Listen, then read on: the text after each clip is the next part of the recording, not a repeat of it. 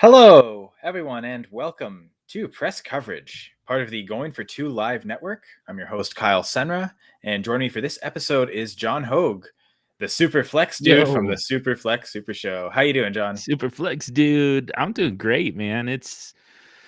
We're finally past rookie season, which I mean, people are still kind of doing some rookie drafts. We just talked about that off air, but for the most part, we're getting past it, and the momentum towards the season is going to start to pick up. But above all else, man, I'm just so ready to be done talking about the rookies. Yeah, for sure. Well, here you go. We're not going to talk any rookies at all tonight, so Nice. you can spare that. But I guess we'll talk about you as a rookie and when you first started with sports. And before that, though, I guess I encourage everyone to kind of also bring in their topics, questions if you want to join us live on the going for two YouTube page, going for two live. If you search up that on YouTube, you should find it.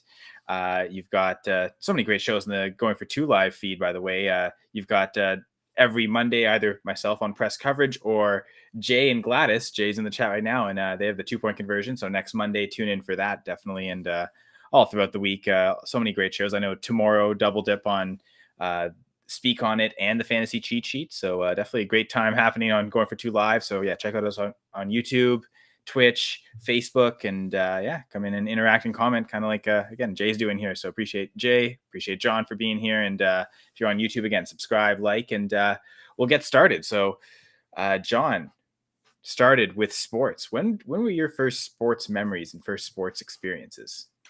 Yeah, so I'm a Denver Broncos fan, born in the early 1980s. So there was, so we had a run there where the Broncos went to 3 out of 4 Super Bowls and got crushed, like in different, very creative but epic ways in all 3 of them. Before they finally just said, all right, enough of this, and let the Buffalo Bills go to 4 straight and get, kind of the same basic thing. But Yeah, there's a wild story where the NFC just dominated. Like it was like yeah, I think a decade long of dominance. Like you had Washington in there even winning, like Washington winning. yeah, they won 2 of them. They beat the Broncos with Doug Williams, their backup quarterback at the time, and then they beat the Bills with Mark Rypien, also a backup quarterback at the Canadian time. Mark Rypien. Yeah, yeah, exactly. Who also has a hot daughter who was tearing up the lingerie league. At least last time I really paid attention to that. But Fantasy wise, like do you have it? Like did you play any leagues or? yeah, I never quite figured out how to make that work. But yeah, like get a point per whale, something like that. I don't know. But yeah, so yeah, I mean, I was a young kid, and it was almost an annual occurrence that we would have a Super Bowl party. Everybody's so excited. All of the food is orange and blue, like we get the snowballs and cupcakes and stuff like that. And which was fun. And then, everyone's in a great mood because the Broncos are about to play in the Super Bowl and maybe win a Super Bowl, and everyone's so happy and being really nice to me and stuff. And then, a couple hours into this thing, everybody's pissed off and locking themselves in the bathroom and flipping over tables and stuff. And so for me, like, that was my first experience with sports, is this kind of ongoing tradition. And I'm just like this is what life is, from just like this is what it's like to be a Broncos fan. You get all excited because they get to the Super Bowl every year, and then they lose, like, this dramatic, huge loss that just kind of upsets everybody. And now everybody just kind of off and just kind of hating life. Like, we have to do that every year. This is real life, I guess. Well, as a Packers fan, it's at least to beat the Packers later in the 90s. So we can fast forward to 97, 96, 97, 98 if you want. Yeah. Yeah, that. It definitely got better. Yeah. But But I mean, I guess football for you got even better when you discovered fantasy football, right? So what was Of that like? And course. fantasy sports in general? I guess I'm assuming it was football, but maybe I'm wrong. Yeah. Yeah, I started with football. I actually tried it in the kind of the late 90s. It was kind of just like a public rotisserie type league. You don't really make any kind of transactions or anything. You just kind of pick your players. It wasn't really even a draft. You just pick the players that you want, and that's your team for the season. And I thought that's what fantasy football was for a really long time. And then a coworker of mine in 2007 started a league for a work league, and it was, I mean, it was the fantasy football that we know and that we play now. And, we're with trading and, the draft, and then trading and setting lineups and waivers and everything. And I ended up drafting almost the perfect team. Like it started with, I had Tom Brady in, the season where he had 50 touchdown passes. Half of them went to Randy, and I had Brett Favre as his backup in a year where, like, the only guys who had any kind of claim to the MVP award whatsoever, it was Brady, it was Moss, and it was Favre. So, I mean, it was a one quarterback league, but I had both of those guys, and I think that that's probably where quarterback extreme kind of started. Like, the seed was really planted with the fact that I was just unstoppable at quarterback that first season. Less than 7 minutes in, and you mentioned quarterback extreme. I thought X meant 10. You had to wait 10 minutes, but I guess not. I was wrong. That's actually probably longer than I usually go. So I was holding back as much as I could. I mean, is it also knowing that I was gonna? Okay, there's a segment for it later, so you're like, okay, I won't Exactly. speak about it too much. Yeah, I was like, my time will come, but it's always right there on the tip of my tongue. So yeah. Well, you want to speak, right? And so but seriously, like clearly, I mean, you have a podcast and you do all this content creation. So Mhm. when did you realize that, like, A, you wanted to do it, and B, executed that vision and decided to jump into this world? Yeah. Well, so that job where my coworker kind of got me started playing fantasy football. I resigned from that job and was just kind of living off of my 401k, and I started several different podcasts. I had one that was fantasy football, kind of DFS focused. I had one that was mixed martial arts, and then I had just kind of a comedy one with my brother and my sister, because they're hilarious and brilliant. So that one was a lot of fun too, and it, kind of got some experience at it. And then I also got an internship with the local one of the sports talk radio stations here in Denver, and got to do some on-air stuff, talking about mixed martial arts and occasionally fantasy football. Um, but the most useful part of that was really just kind of learning the industry, kind of learning some tips and tricks about being on air live. Sometimes that's like, we have that safety net in podcasting where you can go back and edit. Like, if you say something stupid, you can edit it out. It takes real freaking skill, man, like to make sure that you don't say stupid, because it can't be edited. So, like, I started without training wheels, and then got to add them on later. But it really kind of started there. Coincidentally, that same coworker who got me in fantasy football, he also writing for Dynasty Football Factory, and I I read one or two of his articles, and I was like, I mean, you're just complaining about trades that we're making in our dynasty leagues. Like, you're just or bragging about how you just want to trade with me and stuff. And I was like, we need both sides represented here. And I was a journalism major in college. At least I started off that way, and had the experience with podcasting. All I needed was just kind of that push back into it. And That's all. I saw one crappy article from him about what, about a trade that I made that he thought was bad. And I was like, all right, sign me up. I'm going to write the same damn articles. And then the funny thing is I never did. I I started writing player profiles and, helping with some team capsules and stuff like that. And Football Factory, they got me going almost immediately podcasting, just because of the experience I already had between podcasting and radio. And, and it wasn't a whole lot of room for any actual writing. So, and then, I got mixed up with Jake Anderson and Addison Hayes first, and then it was Travis Rasmussen and James Catoulis on the podcast with me. And in both cases, there was just way too much to argue about for me to rehash, trades in my dynasty leagues. So we ended up arguing about Russell Wilson and Cam Newton and whatever stupid crap Travis brought up. I can't even remember now. AJ Green. He called Chris technician, stuff like that. But yeah, and I would say you're a good live host. Apparently Jay thinks I'm a good live host, as he makes his comment makes you appreciate people who are great at driving a live show like Kyle. So apparently I've fooled everyone to thinking that, but no, I do appreciate that, Jay. Much respect to you as well, and much respect to John and everything. So what was the name of the first show? Like, was it Superflex Super Show right off the bat?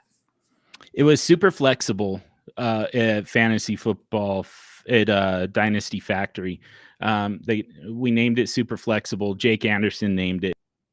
And then when we move over to DLF, I mean, there was a little bit of discussion going back and forth, like who owns the name, who owns the branding? Is it the site, or is it the people who made the podcast happen? And ultimately we just kind of landed on, you know what, like let's let them keep that and let something totally new just kind of clear the deck and start all over here with dynastyleaguefootball.com, part of that podcast feed.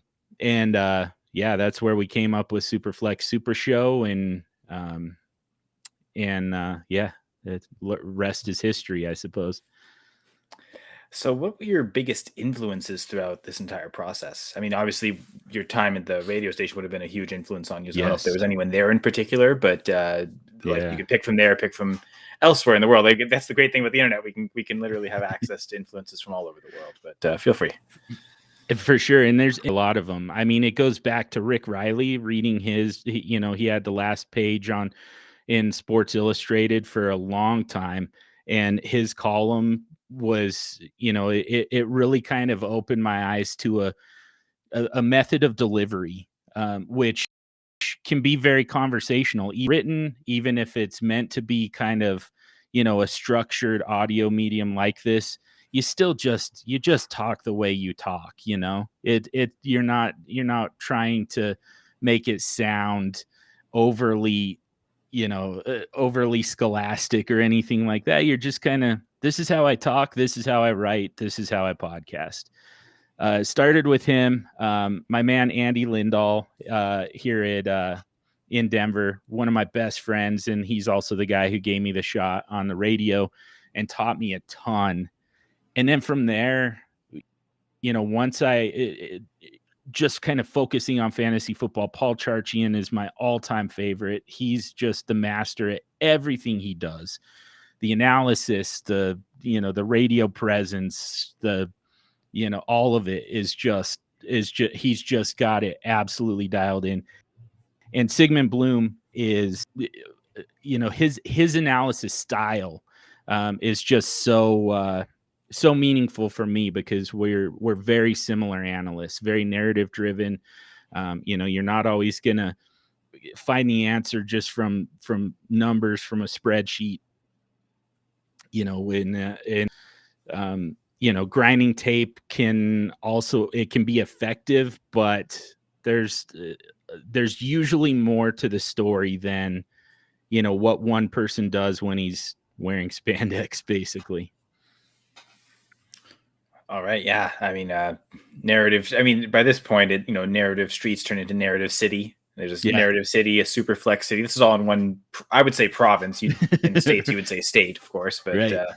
it's again, good geography that covers, again, so many people from so many different places. Because think about it, like all the people you mentioned, you're coming, some from Minnesota, from New Orleans, right? Like we just kind of all over the map, Yep. and all over the map in your influence for different reasons, but all kind of sent it in to make the dude that is John.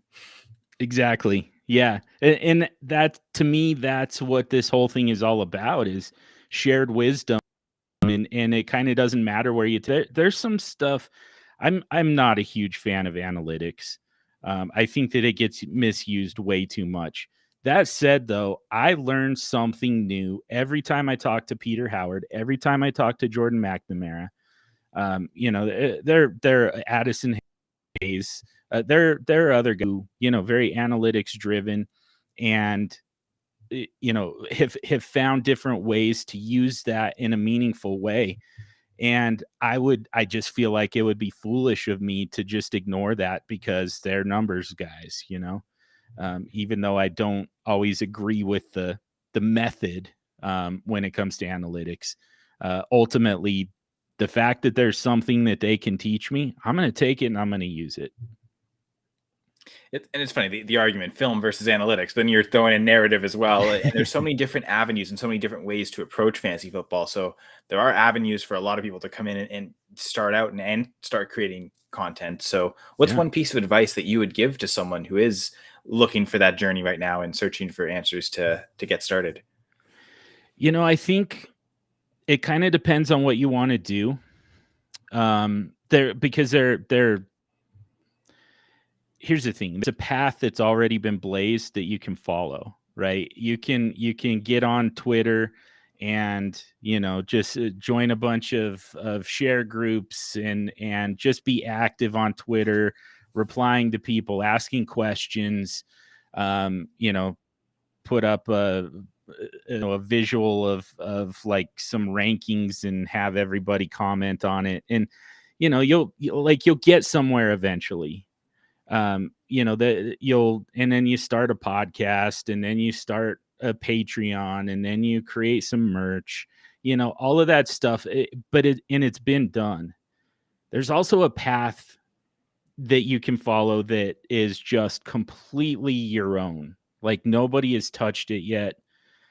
And I mean, to me, that's the more fulfilling path. But honestly, it's probably less likely. Like if you want to get a paying job at Pros, for instance, you follow the beaten path already, the path that's been already blazed ahead of you. And it can even turn into a full-time job in this community. It's not as fulfilling, like I said, but I think that it's more. So it really kind of depends on which of those two you want to take. But what I will say that I think is universal is meet people where they're at. Kind of think about where you were at before you became a content creator, before you felt like you had the insight and the knowledge to become a creator. Go back even, a few months, a few years, all the way back to when you first started playing this game, and think about the things that you ran into, the obstacles that were in your way, the things that you were wishing you had answers to, the questions that you had, and the void that you noticed that was out there. A lot of people, because so much analysis is based on drafting, startup drafting, rookie drafting, whatever. But there's a lot of stuff that still kind of gets missed, that people have a really hard time with sometimes. Auctioning, waivers, how much to spend on waivers, how to budget throughout the season, things like that. Start sits, an actual process for for deciding how to, who's going to start for you and who's going to sit, things like that. And people are out there wondering, what are the answers to these questions? And at some point you had those exact same questions. And then because it wasn't available to you, you kind of created your own answer. and now you're ready to share that answer with the world. Like, you lose sight of that. Don't lose sight of the fact that at one point you had the exact now you have the answers to the questions that you once had, and focus on answering those.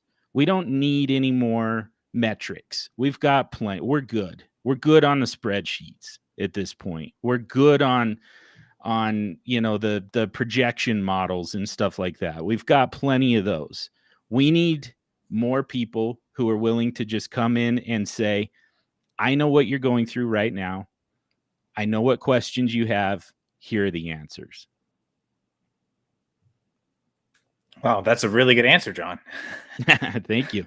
But yeah, I think the big takeaway, be unique, right? Like, do something that not anyone else is doing, and that's maybe the kind of the mirroring of the fulfilling, fulfilling, rewarding part of your contributing to the community, but also the effective way to get noticed and move up is by doing something unique that does differentiate yourself from anyone. So, like you said, both paths.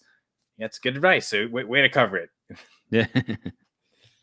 I guess back to get Superflex dude. The dude that is John Hogue isn't just all fantasy football all the time. So, what are some of your other hobbies outside of the fantasy football universe? Yeah. It's funny though, because most of it does kind of at least somewhat relate to fantasy football, in one way or another. A big one is music. I've actually been a musician longer than I've been a fantasy football enthusiast. I've been playing music since I was 18 years old. Kind of taught myself a little bit of guitar, just enough to be able to write punk rock songs with, power chords. So it's like I'm not a good guitar player. I'm good for my purposes, but yeah, I'm not great at it. And then I'm a singer, and that's the one that I've kind of been honing for a long time, taking, vocal lessons and just kind of working on that part of the craft. And that it's a big part of my life. There's still kind of some similarities between, kind of the feeling that you get, like the rush, the high of getting up on stage, is very similar to, the rush that you get from podcasting, especially doing a live stream like this. I mean, the difference is we can't actually see all the faces that are looking at us right now, but it's very similar. It's still a performance art. And so that's a big one. Poker, which, man, there are definitely some similarities in those two games. And lately I've kind of been getting into chess and trying to learn some of the different starting Openings. Yeah, openings. There you go. Yeah. And kind of what do you do next based on these moves, and like that. Trying to trap people with a Stafford gambit is it's freaking tough, but man, is it satisfying when you do it. And it's so similar to fantasy football and, doing a startup draft, for instance. And when it comes together the way you want it to, there's just not a better feeling. Yeah, openings, startup draft, right? Like a total parallels. Exactly. I mean, you can throw the Stafford at someone, and I mean, last year Stafford was a huge gambit. Okay, changing teams. Last year in Detroit was a big back injury, so even the Rams were taking kind of a gambit on him. And guess what? They won the Super Bowl. So kudos to them, I guess. I didn't even think of it that way. That just makes it that much stronger of a statement. That's perfect. And the timing's perfect. My wife and I were playing chess like an hour and a half ago. So Nice. I guess you're in fine company. Yeah. But yeah, I guess we can checkmate that question off the list. Next is Nice. well, I was gonna say one thing that no one in the fantasy community knows about you. I didn't know you were like that proficient of a singer or played chess. So those are two right there. So I guess that can count as well. We can checkmate those off as well. But if there's something else you'd like to share, feel free. Yeah, so the problem is, when I've been in this community long enough and done this with enough different people that, at some point somebody has learned basically everything there is to know about you, you know? Like and it's not necessarily one person. Like for instance, the other thing that I would say that very few people know about me is that I worked on I was a political organizer for a presidential campaign in 2004 and a congressional campaign in 2006. But you know, I've even run into people. Matt Hicks, for instance, is somebody that I've talked to about that before, and because he has some similar experiences as well. So it's just like, man, it like at some point you run into somebody who has some kind of experience that you know in common with you, and you end up sharing it with them. So yeah, I think that somebody out there knows, like everybody's got kind of a little piece of information about me that that you know, to a point where like you just put it all together and everybody knows, somebody knows everything. The truth is out there. It is. Eventually, just gotta collect everyone and get together. But that, I mean, that's part of the fantasy community, right? We all connected because we all do this thing, and every aspect of our lives may not be as fun as fantasy football, but there's still things that can, someone can relate to as part of all of our lives. The shared experience. Yep. Yeah. So I guess if you could share the microphone, share the experience, and interview one person one on one, a little like this, one person all time, who would you like to interview if you could? You do have these segues freaking down, man. You've got it nailed. Um, I think it would have to be Aaron Rodgers at this point. Like he doesn't know it, but him and I are just inextricably linked forever now at this point, because there was a time where, I mean, he was not good and everybody had bailed on him. I mean, I'm sure you hadn't. Packers fans don't just give up on 12, but especially after he told you to relax, you know. It was like, okay, he was right. Oh, you're talking this late. I thought you were talking about like in 2008, 2009 when he lost that game to the Cardinals in overtime. Oh, yeah. You're not talking way back then. Okay. Yeah, specifically in the last like It 7, was 8 well, years. yeah, the knee injury in 2017. Yeah. I think the knee injury in 2017 kind of did it. And then he came back the next year and I think only threw like To a new system 24, and 25 touchdowns. So yeah, brand new system, very run focused, and it was working. So, you know, it was, but yeah, yeah, I 19 mean, as well. Yeah. people really wanted to bail on him right there. And they wanted to kind of jump on the new hotness, you know, like Baker Mayfield. How's that working out for you? You know, honestly, even guys like Kyler Murray at this point, Kyler was fine last year, but Aaron Rodgers has objectively outplayed him for, you know, the last 2 years when Kyler was at his kind of at his best. So, like this is that was kind of my crusade for a long time, is don't bail on this guy. This is one of the best fantasy producers. This is the best fantasy producer that we've ever seen. And it's not like he just forgot how to do. You're going to get it again at some point. A lot of people were skeptical, but hey, here we are, back-to-back MVPs. So yeah, that's the guy that I would want to talk to, and you know, have him understand that he's been in the trenches with me for the last several years, even though he didn't know it. Oh, I'm sure that will make him feel better or not. I'm not sure. But I don't know if I don't know if it'll make you feel better. I only bailed on Rodgers in one league, and I guess we can talk trades. I traded Rodgers and Dalvin Cook and a second for Dak Prescott and Josh Jacobs. So Yeah. ultimately, probably gave up a little value, but I do remember this was the off season. Like I guess every off season, we don't know if Rodgers is coming back or not. But yeah, it was pre MVP season. Yeah. That's really not bad. And I mean, I've had to push Rodgers down in my rankings a little bit here and there. Just, you know, age is catching up with him. At some point we have to say, all right, this is like a 1-year proposition, year-to-year proposition, and I think we're probably there. So Prescott gives you more of a, more long-term stability, and there's some value to that. I guess so. Like, just quickly, I guess with your rankings, is that more reflection of what you're thinking in a startup? Like, your rankings are kind of meant to gear towards what would happen in a startup, or are they more geared towards trade value? It's kind of somewhere in between, to be honest with you, because I feel like, as far as startup stuff goes, we've got ADP that's out there. Trade value is always tough because, first of all, it's really league dependent. The other problem that we really run into is, I mean, we've got trade calculators all over the place.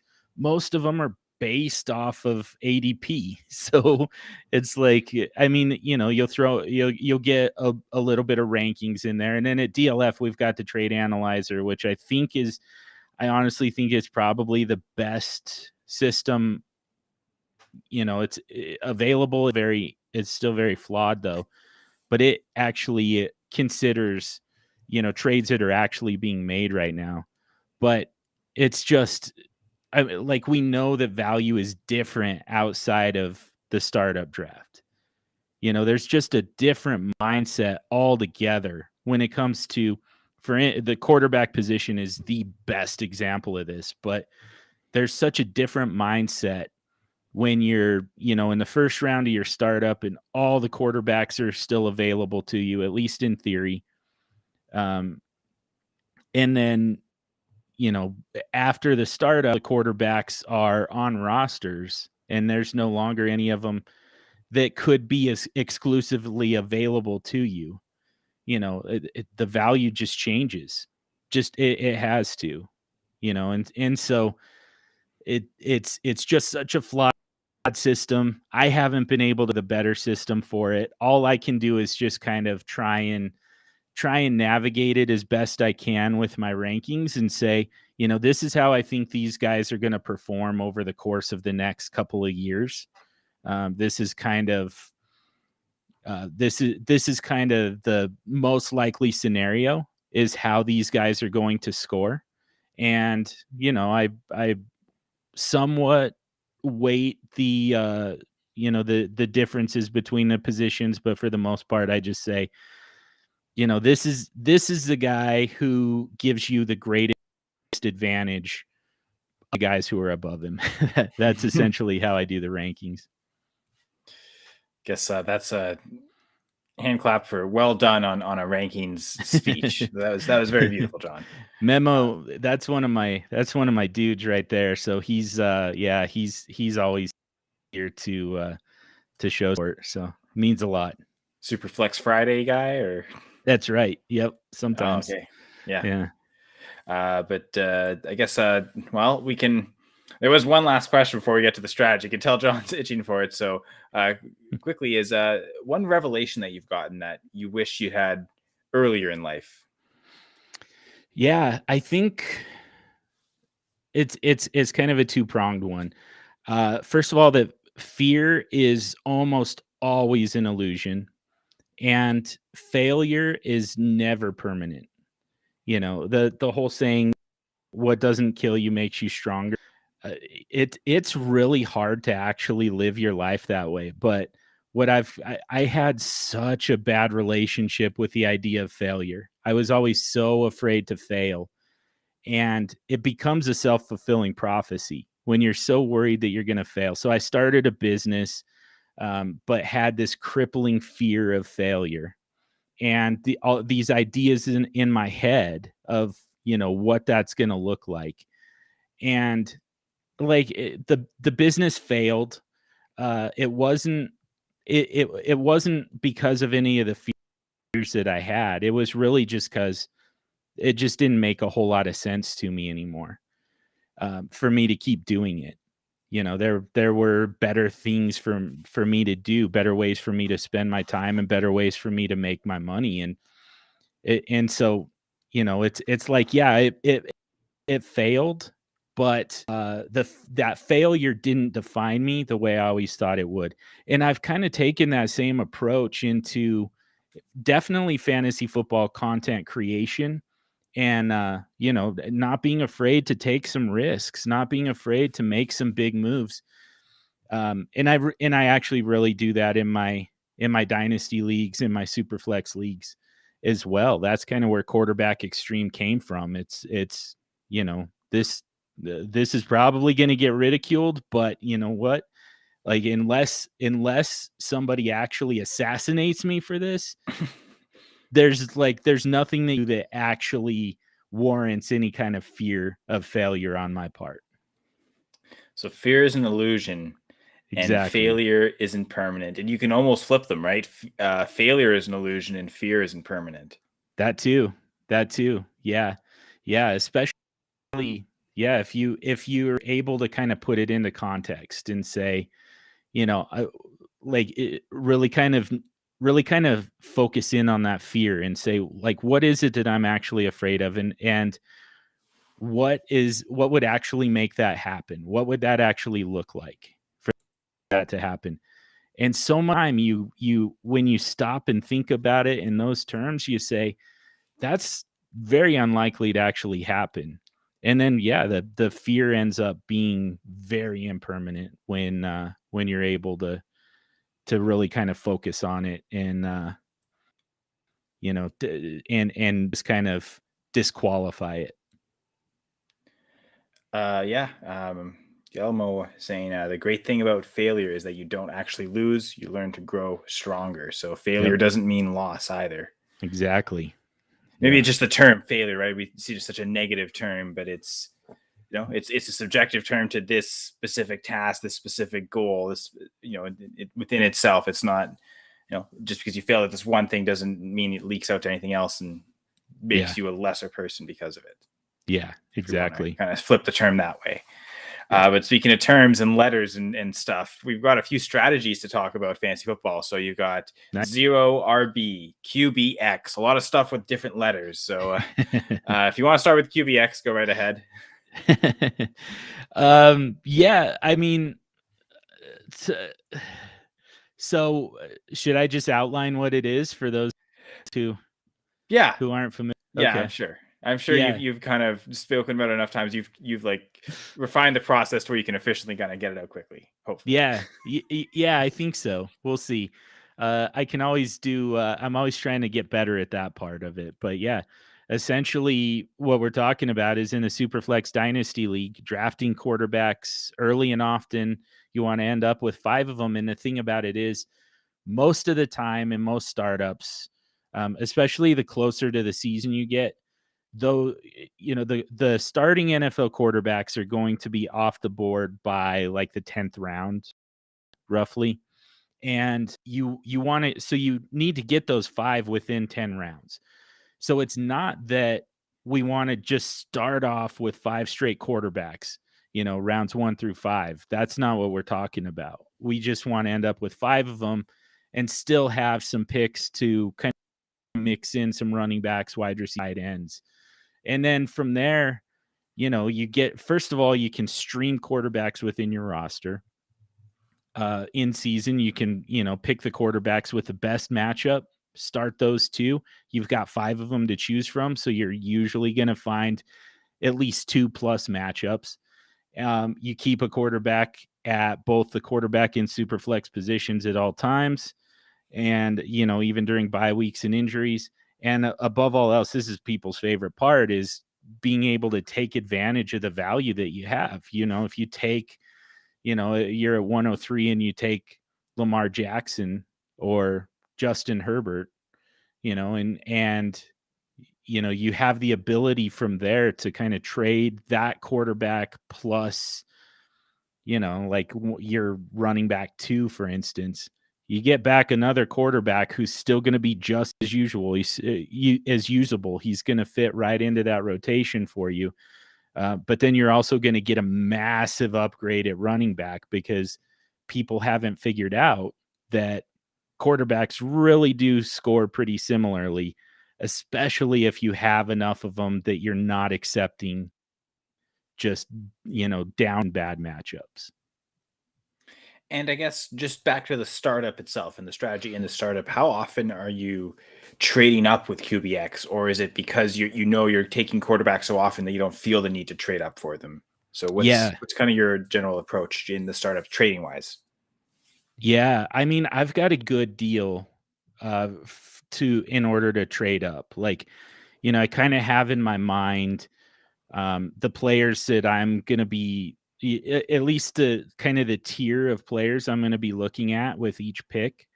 And if you ask me for, a third and a fourth round pick, and I say, all right, the players that I would have there, that I would take there, I would gladly trade those two players for this quarterback, then I'll do it. But I mean, you're usually not going to get that type of an offer. And so to me, there's really no reason to trade up. There's so little scoring difference between any two quarterbacks. The exceptions that we've seen are Pat Mahomes, Josh Allen, and actually Aaron Rodgers. Those guys are consistent enough weekly that you don't necessarily have to take them out of your lineup usually. There's still times to do it, but for the most part, those guys are going to be consistent enough that you don't necessarily take them out of your lineup. And that's worth trading up for, but even then, it's so much easier to get it right when you have 5 quarterbacks. So, it's less about the elite guys and it's more just about hitting that number.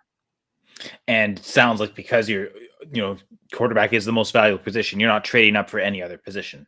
If you're going to trade up, Right. it's going to be for a quarterback. Because when I said trade up, I didn't even specify quarterback, but you immediately took that as, yeah, I know I wouldn't trade up for these quarterbacks here. I wouldn't, yeah. So Yeah. clearly Yeah, that's where your mindset's at, though. for sure, and it's really kind of this simple. Like if you do say you had 101, you take Pat Mahomes, and then you get a screaming deal 3, you trade up and get Justin Herbert. And, now you've got those 2 quarterbacks, where you could have considered, because, you could have said, all right, I already have 1 quarterback and I've got plenty of picks to get the rest of them here. So I'm going to take Jonathan Taylor or Jamar Chase with that 3rd pick instead and, break the seal on another position.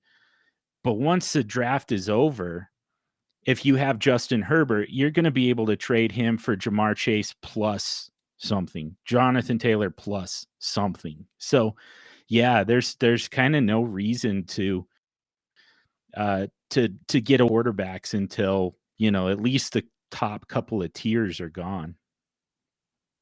And I guess this would kind of naturally transitions into maybe your thoughts about zero RB and like, do you find yourself going with some QBX teams that are also zero RB teams, and they both kind of fit that build together?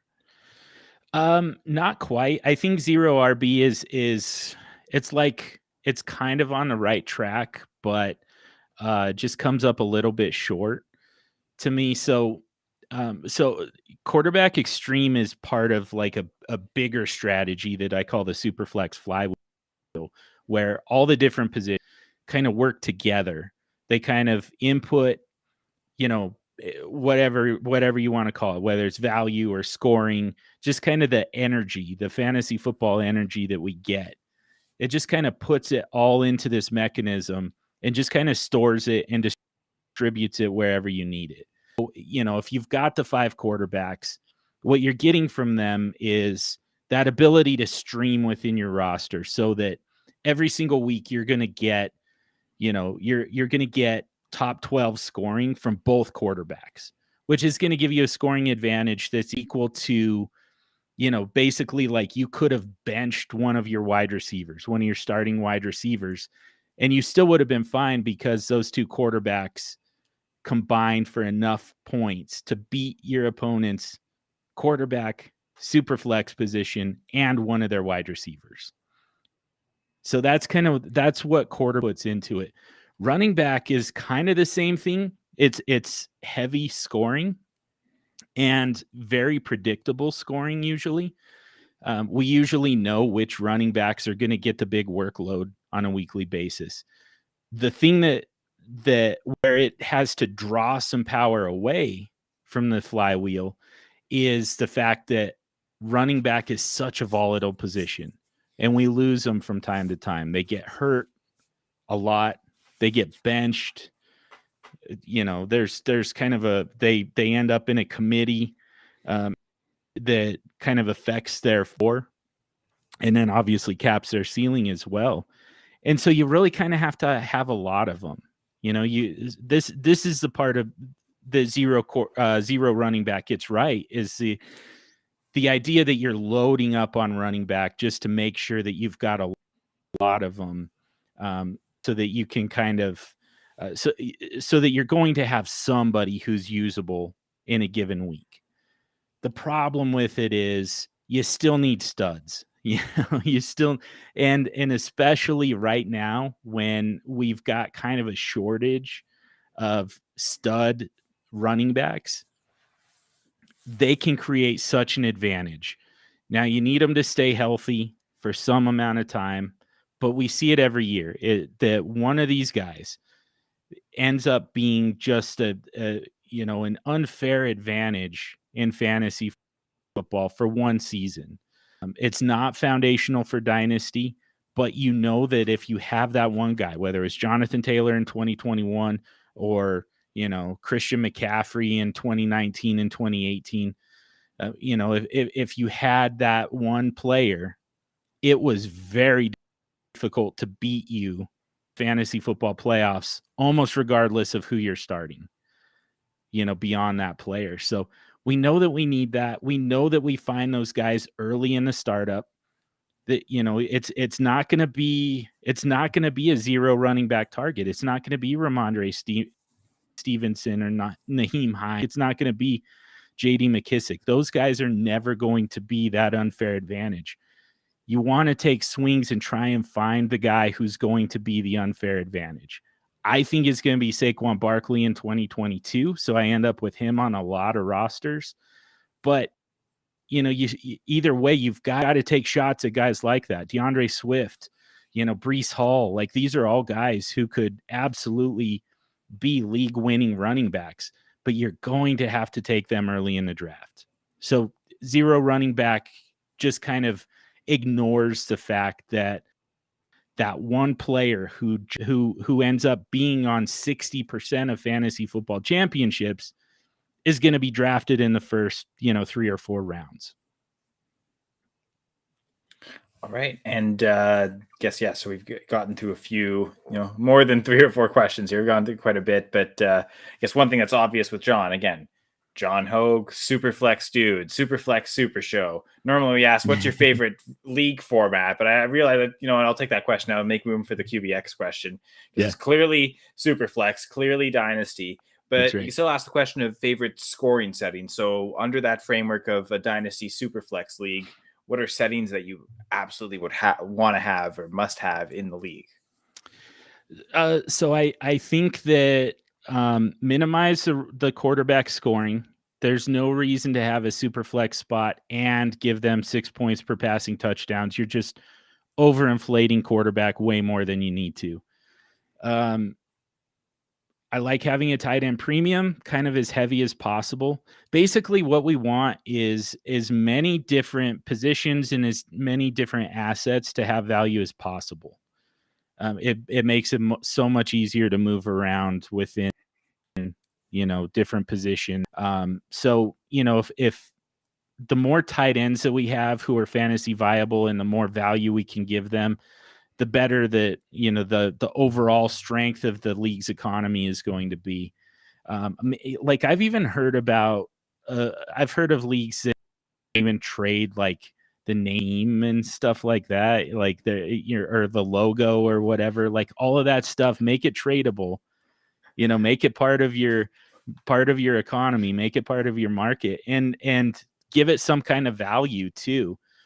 The more you can do that, the better off you're going to be. It's going to be a better draft. Everybody's going to come up with, the different strategies. They're going to deviate more, the more value you have throughout. And, the easier it's going to be to trade because people are going to value the different positions differently. And they're I would going to be definitely value closer the to logo right. position differently. Yes. It would have to be a hell of a logo, but yeah, I would consider trading away a flex option wide receiver for a well-constructed logo. I mean, I might be like the guy that's okay. I'm going to get like a professional logo designer to make a logo and sell it to the highest bidder, then get a new logo and then sell that and try and Just keep doing it. stop. Obviously, actually, I guess once the whole league has logos, maybe you've gone through long enough that you get a new logo and the first person who got one wants to Yeah. just keep recycling that way. But I'm in a salary cap contract league, and I know you've played those types of formats before, but where this is a little unique, where you can trade just cap space straight up. You can Mhm. trade during the auction. You can trade your nominations for when your players are up. So when I kind of had my team filled, I sort of exploited that, and I'll sell the rest of my nominations for a future third or whatever. Yeah. And like I remember the day someone did that, and then a few of us like, oh, I want to do that, and then oh, I want to do that, and like that same type of trade happened 3 different times. So 6 managers all were kind of on one side or the other of that, thinking I definitely want to do that, either because they didn't have enough players yet, so they wanted more nominations as possible to kind of fill up their rosters, or oh, my team's set, just give me the future draft capital at this point to help in the future. I've got the startup set, and any extra draft value can accrue. Perfect. So it makes sense. So yeah, you're right. Yeah. The more options you give, the more possibilities there are to trade, because there's more reasons someone finds a reason to trade. Like Jay's talking NFTs. Yep. I guess that's basically what that It's would the have been, logos. right? Like your Yeah. NFT, the different logos. And so I guess fantasy football is not that. Fantasy football is the future, kind of, right? It's preparing us for the future. Yeah. Drop the mics here. Hey, what's up, Mike? I know he's hosting the cheat sheet tomorrow. I already mentioned that, the fantasy cheat sheet. So back on Tuesday nights, Going for Two Live Network. And you mentioned branding earlier, so I'll just quickly plug here. Goingfor2.com/store. You get great hats. I know you love music, so these last year the Scott Fish Bowl was awesome with the different bands and stuff. And I know Viridian Global had the some band shirts. They got this one styled like Zeppelin, and I know you said punk rock. Zeppelin's not a punk rock band, but every rock band gets influence from Zeppelin, so we can all appreciate that. And For sure. so again, you can get all that the Going for Two stuff, goingfor2.com/store, or if you go to viridianglobal.com, you can find the goingfor2.com, the Going for Two collection. You can find last year's Scott Fish Bowl collection. We'll see if they continue to for this year. That'd be awesome if they do. But regardless, thanks, Will, and everyone at Viridian Global. And we'll keep going talking fantasy now. I guess, John, all-time favorite QB1, RB1, wide receiver 1, and tight end 1. Oh man, this one's tough. Oh well, quarterback one is not tough. Yeah, I think okay, we've already covered that. Never mind. Yeah, But you yeah, know what? You want to talk we about know that quarterback, one. so go ahead. You can spend more time on the QB position. That one, it was still a little tough just because. So Peyton Manning won me my first championship. Believe it or not, that I was telling you about, where I had Tom Brady and Brett Favre, and like it looked like I was going to run the table. Finally lost a game in like week 10, something like that, when I had everybody sweating. But then I went on to I made it to the championship and then lost. But I had another league that same that, I mean, it didn't do nearly as well until the playoffs. Got hot in the playoffs and then won because of Peyton Manning. So, but then I mean, he's also part of Broncos lore. So like, it's really tough to go against him. But man, Aaron Rodgers, 4 times that he's been one of the top 2. No, 6 times he's been one of the top 2 fantasy quarterbacks. Like, that is just unreal. You can't go against that. So it's Rodgers. I wish I could say it's Manning, but it's Rodgers. It just has to be. Running back 1.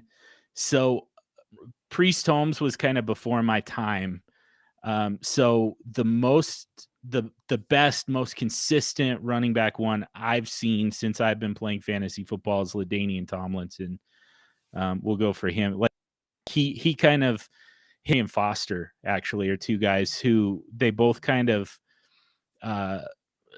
broke the mold as far as, one of the major narratives for running backs is you finish as a top 5 running back, especially if you finish as running back 1 overall. you're never going to do it. So, um, but those guys did it. Priest Holmes was doing it consistently. It was just before my time. But LaDainian Tomlinson did it. Arian Foster did it. LaDainian Tomlinson was just always there. So I'm going to go with him.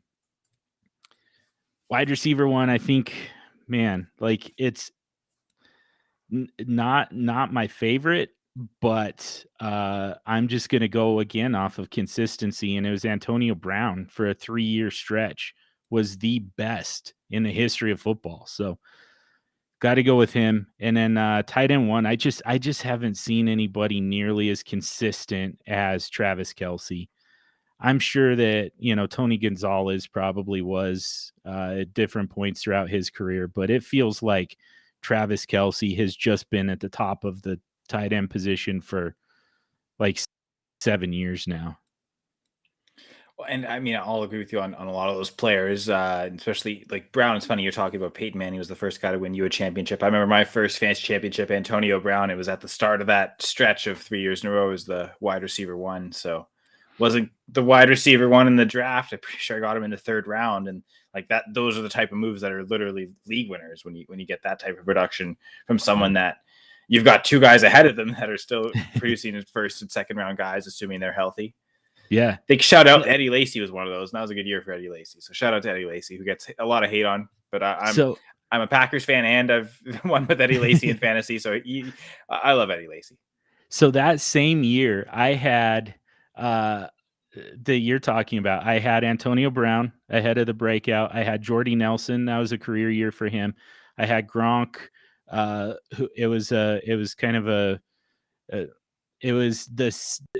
best season that he had outside of the, in terms of like efficiency numbers. That was a good healthy year for him too. Yeah. He would have played 15, 16 games. And yeah. And I had Eddie Lacy on that team too. So that team was awesome, but I got into the first round of the playoffs and I lost and I scored like 158 points, which was a lot for this league. And I lost by less than half a point. And a big part of it was my quarterback at the time was Matthew Stafford, and he put up a pretty pedestrian number for that week. And that was a big part of, where extreme came from as well. I was just like, man, I put together almost a perfect team and I still take the worst beat of my life because my quarterback just didn't do enough. I have to have a quarterback. I have to have an elite quarterback. It doesn't work for everybody. And in fact, for most people, late round quarterback works extremely well. It just never works for me. Redraft, dynasty, whatever. Like I have to have one of the elite quarterbacks and at least one of them. And that's the only way I feel like I can win. Like it's a complex at this point. But it's funny because I remember that team I had that one started with Stafford as the QB1, and then that was the Garoppolo around. There was that famous game against the Chiefs where Brady did just awful, and everyone was wondering is this the beginning of the end? And someone actually dropped him in that league, and it's a redraft, not even dynasty. Oh, nice. And I'll pick him up, and then so I didn't have to suffer through the bad Stafford game and end up winning the playoffs. And I remember that league I started 0-4.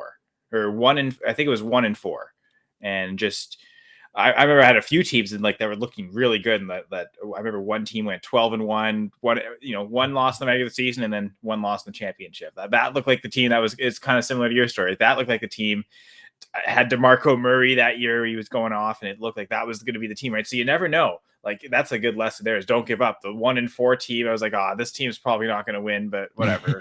I'll keep grinding away. I'll make the playoffs. And I didn't lose again the rest of the year. Won 10 straight and then just won through the playoffs. And so thanks Tom Brady, but also thanks Antonio Brown.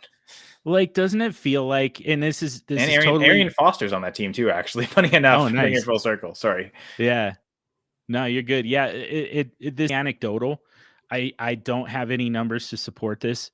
But it feels like those teams, like the 6 seed, 5 seed, whatever, somebody who's been scratching and clawing for, 8 weeks just to get to the playoffs. Those are usually the teams that win the championship. Like in those fantasy leagues, like that's the team that's going to win, because the team that's just been rolling people all season long, like I did with Tom Brady, in 2007. I mean, I didn't make any moves. I didn't prepare for the playoffs because I was just like, what do I need to? I don't need to do anything here. I'm just, Brady's just going to go out and throw 5 touchdowns every game, and I'm just going to destroy everyone. And then when the playoffs hit, I was not prepared for a down game from him. Right. So, and I guess always, even if you are the best team, still be, trying to improve, trying to optimize the back end of your roster every time as best as possible. Yeah. And I mean, Jay saying the same thing. He said, I agree. Don't sit on a good team. They're always trying to maximize point potential. That's what the best managers do. And you may not have the best draft, but you can still get through, even at the poor start to a season, and grind your way, constantly making moves, whether it's trading or adding. And yeah, that's the fun part, right? Managing rosters. That's what we want to be fantasy managers for that reason, right? Yep. But yeah, I guess the final section of the show now, the what I call the high five. So 5 different topics, top 5s each, and knowing you are so proficient at singing, I might have given you a different question. So maybe we'll see how we get to, how long it takes us to get through these. We might throw a curveball at you at the end, but we'll start with top 5 books. Some of these are going to go fast because I'm not a big reader. I just generally don't have a whole lot of time for it. Basically anything that Rick Riley wrote. And I can't remember. I think he's probably got 5 books. So he's got at least 5. So we're going to take we could have maybe said 5 favorite Rick Riley columns at the back of Sports Illustrated. But if you want, we can. Do you want to instead do a top 5 singers? And I'll give you time to think about that. We can kind of come back to it at the end because you are a singer. Sure. I know I did a top 5 artists or bands. I don't know if that will differentiate too much from that. Yeah. I think it would. Yeah. Just kind of mechanically watching some people sing, watching how they do it. It's much different. Really appreciate their ability as a singer and not necessarily like their music that much. So, okay. So if you're ready, we can do the singers, or we can go to artists and bands first, whatever you want to do. Yeah. Either way. Right. Yeah. Lead us off with the lead singers then. Okay. Yeah. Singers. Freddie Mercury, all-time greatest, easily. I think so. This is kind of what I mean. Like, and I don't hate their music. These next few singers, I don't hate their music. It's not like I'm not like a fan per se. But I'm a fan of these singers. Lady Gaga is incredibly talented as a singer, and the mechanics are just like perfect. She's like a machine. Justin Timberlake, actually, like somebody who I actually hated because him and I are the same age. And so, while I'm still trying to lose my virginity in high school, him and his stupid perm are out there just killing it with the girls. And it was just like, all right, yeah, screw that guy. But yeah, he is. I've really kind of developed an appreciation for his singing. Alicia Keys is another great one. And man, I feel like I'm leaving out some of the old guys. There's some really good ones that you wouldn't necessarily expect just because of the type of music that they played, like Kurt Cobain and Dave Grohl are both great examples of this. Very, very good singers, very underrated because of the style of music. Prince is a good one too. Yeah, I was gonna say we've got a couple answers for like I think maybe these are favorite artists, favorite bands, favorite singer, but Oasis, #1 band, Prince. So we got some answers there. But so great group of 5 singers. But let's transition to the artists or bands, and I'm guessing it probably does lean more towards bands, especially punk bands. But let's find out. Yeah, so it starts with Social Distortion and Mike Ness.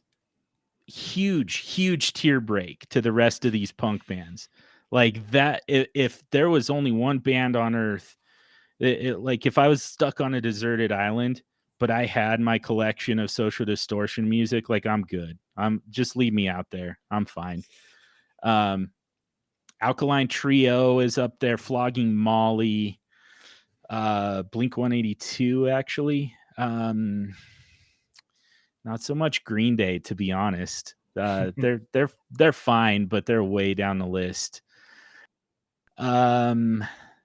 Actually, that's the one punk rock band or non-punk rock band that makes it in. I feel like they cover so many styles. I'm sure that we could find a Queen song that matches like the punk rock definition. They had a very punk rock, just kind of presence and kind of style, even though it clearly wasn't like punk rock music.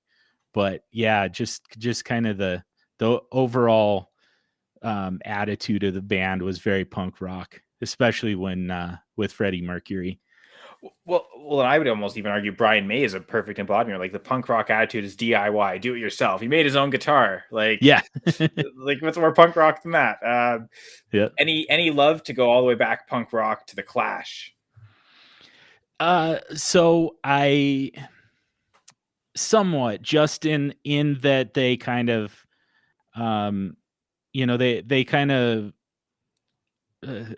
they kind of created this entire genre that ended up being such a big part of my life. Like you kind of have to have some respect for that. Kind of in the same way that we have respect for football players like, Unitas and I always say Don Hudson, but I'm a Packers fan, so that's a good Bart Starr. There you go. Like you have to respect Bart Starr, even though like it wasn't that fun to watch football back then. I don't think it and even more than that, guys like Campbell and Jim Brown. It's like I respect what they did for the game. I respect how successful they were at it. But man, like just watching a big guy just kind of run into the line over and over until he cranks out a couple 100 yards. It's like that's it's a little bit of a slog for me. I feel the same way listening to the Clash, listening to the Ramones, listening to the Sex Pistols. It's like I appreciate what these guys did, but as far as the music, yeah, it's that's it. fine. We're here to be honest, so yeah. Your reaction might be rancid, but nice. That's a good one too, by the way. Yeah, I was almost surprised that one didn't come out in terms of your bands, but we'll move on to the next high five. Top 5 game day foods. Everyone who watches football. I mean, you talked about all the football parties, right? So we'll come full circle really to all that. Yeah, now I kind of have this love-hate relationship with football food though. After that, it was like, man, this awesome spread, and by the end of it, people are just gonna be, like I said, just flip the table over and go lock themselves in the bathroom. So. Actually Gushers ends up being my number 1. Seems really random, but like I can just sit there and like just eat a couple packs of Gushers and just be fine for the day. You can really gush over the meal, like, oh my god, it's the best. Yeah. Yeah, exactly. Like so put on my Gushers, then cheer break, right? Yeah, exactly. Yeah. Sorry. Yeah, just like tuck the napkin into my collar and go through a pack of Gushers. Yeah, I mean pizza is kind of the answer. I know it's chalky, but there's a Mexican restaurant here in Denver that I absolutely love. Anytime I can get their enchiladas, and especially if it's while I'm watching football, like there's just nothing better. Yeah, I don't know. I think the rest of them are probably going to be really boring answers, like apple slices and peanut butter, stuff like that. I thought you were going to say Peeps. I just felt like, is he going to say Peeps? Yeah, it's just it's at the opposite calendar is the only problem with it. But I guess now they've got like the Halloween Peeps and Christmas Peeps. So yeah, I could be eating Peeps year round. That I think that rounds out the top 5. I'm sure like they Easter stuff comes out like basically at New Year's. So, but like you got the playoff run of Peeps. That's true. Yeah. Yeah. Plenty of time to go into insulin shock before the Super Bowl. And I mean, Superflex Super Show, not directly related, but like a lot of it. And you see the T-shirt in the background with John, kind of basing off superheroes a little bit. So the idea of superheroes is important. So we're going to end with two top fives: top five superhero movies and top five superhero shows. And I'll let you choose whatever order you want to do between those two. I'm actually not a superhero guy. I should have warned you of that before live. So top five books, we'll go back to that one again. it's pretty much the same thing.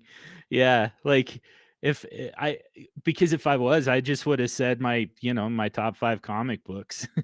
But yeah, both of them are just kind of we there's could just no room. Combine them and say, do you want to say your top five comic books? Like we can accept that, to be honest. But then I would have to come up with 5 comic books. Okay, So the top 5 excuses to get out of saying what your top 5 superheroes are. Yeah, what are we up to? 3 now? 2 or 3?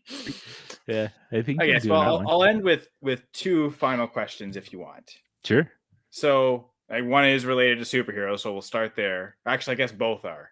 Okay. So, is Batman soup and is Chili a superhero? Chili is most definitely a superhero. Man, Batman. Yeah, that's Batman equals soup. That seems about right. Those two are very analogous, I think. So I guess it's yes for both. Okay, cool. But I guess, Batman gets chili, but only when he's with Mr. Freeze. But I guess we'll freeze to the end of the episode here, and we'll sign out before we embarrass ourselves further. Nicely done.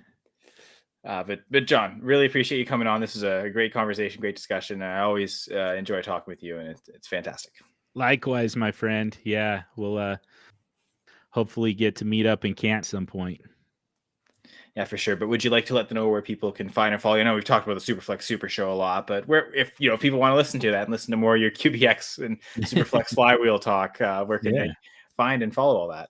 Yeah, so as Superflex Dude on Twitter. I very rarely tweet anymore, but you could still follow me there. Yeah, the Superflex Super Show. It's on all your podcatchers. I also do. I'm on the DLF YouTube channel from time to time. It hasn't been consistent, but on Superflex Super Fridays. Love going live on Superflex and get to talk with people about what they've got going on in their own leagues. Like I said, meet people where they're at. Give them a chance to tell you what they're dealing with, what they're struggling with in their fantasy leagues. Content creators could definitely take a page out of that one.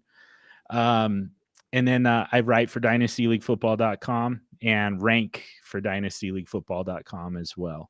I've got both Superflex Dynasty rankings and Cornerstone rankings now. They should be a cornerstone of all your analysis. So anyone looking for analysis, go there. And Guillermo, I like Guillermo's comment of the hand clap. Just hand clap to you for those Superflex Super Fridays. Like those are marathon episodes, 3 hours minimum usually. That's why I can't do them every week. Yeah. Oh, here you go. Actually, he gave us a new comment, so perfect. I'll put this one up. Superflex Super Show. Nice. Yeah. Almost like the high five. Perfect. Yeah, I'll take it. Nux. But yes, I guess just come out here, goingfor2.com.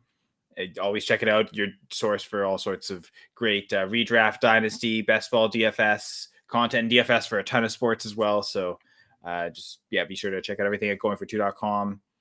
At goingfor2 on Twitter, at goingfor_2 on Twitter, and also the Going for Two Discords are now live and quite active. So check out the Going for Two Discord server, and of course Going for Two Live Network, as mentioned, on YouTube, on Twitch, on Facebook, and of course press coverage. The next episode of press coverage will be 2 weeks from now.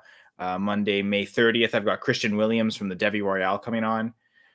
Funny enough, the next Dynasty Gambit, which I also co-host, will be a few days before that. The Thursday, May 26th, we have one of Christian's co-hosts, Jeff Bell, recent guest actually on the Dynasty Gambit, coming back and talk about Devi, right? Devi Royale. Of course, we have the Devi guys talk about Devi. So again, if you like press coverage, check us out 2 weeks from now when Christian Williams is on. But of course, all sorts of great content on the Going for Two Live network. Just 24 hours or less than 24 hours from now, you're going to have Speak on It and the Fantasy Cheat Sheet. We've got some of our great co-hosts and hosts in here. Mike's in here tonight, so check them out on the Fantasy Cheat Sheet tomorrow.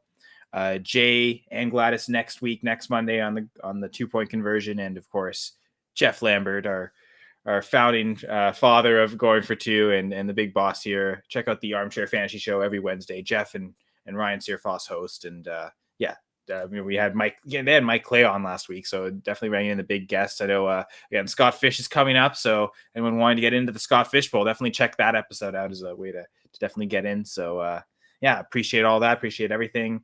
For everyone who was in the comments and listeners and viewers, thank you very much. And of course, thank you, John. Thank you, man.